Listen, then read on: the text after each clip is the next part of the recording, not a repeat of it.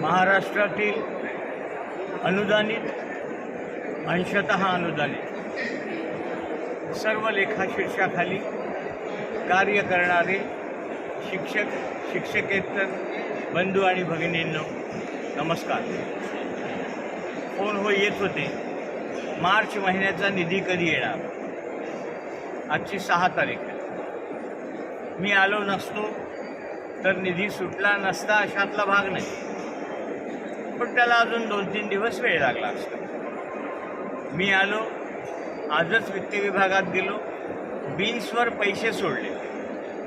अजूनही वित्त विभागाचं परिपत्रक निघायचं आहे. ते निघाल्याशिवाय बीन्सवर पैसे सोडले म्हणून मी खाली पैसे बसून सोडवून घेतले.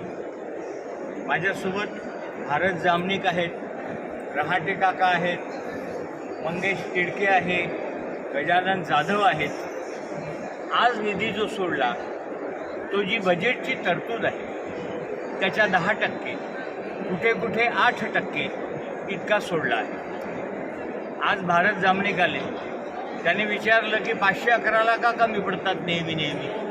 तुम्ही 33-79चे अरियर्स काढू शकता, 511चे आणि 32-61चे 33-61चे का नाही.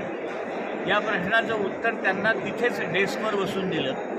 जी माहिती पे युनिट सुप्रिंटेंडेंट वरती देतात आणि आयुक्त कार्यालय मंत्रालयात देतात त्याचा 100% निधी मागच्या वर्षी सोडला. मग एक तर ती माहिती अपुरी आहे. ती माहिती अपुरी असल्यामुळे बजेटमध्ये तशी व्यवस्थित तरतूद नाही. कोणी बजेटचा अभ्यास केला नाही, बजेटवर कोणी बोललं नाही.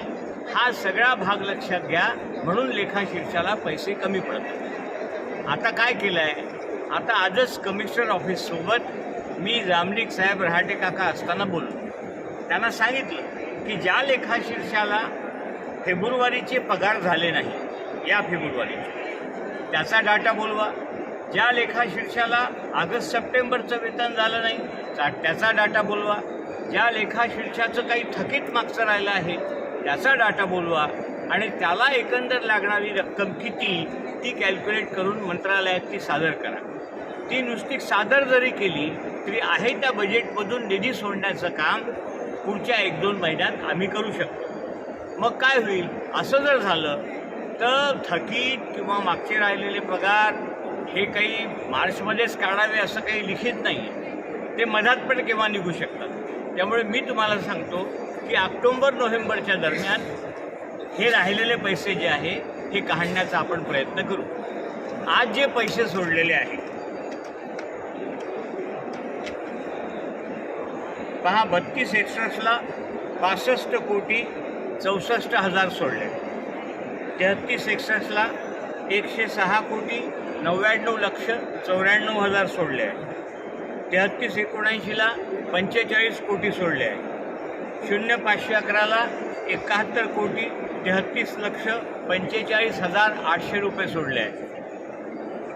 बाकी 442, 558, 508, 1901, 1948, H973 या सगळ्यांचे पैसे आज सोडले आहे.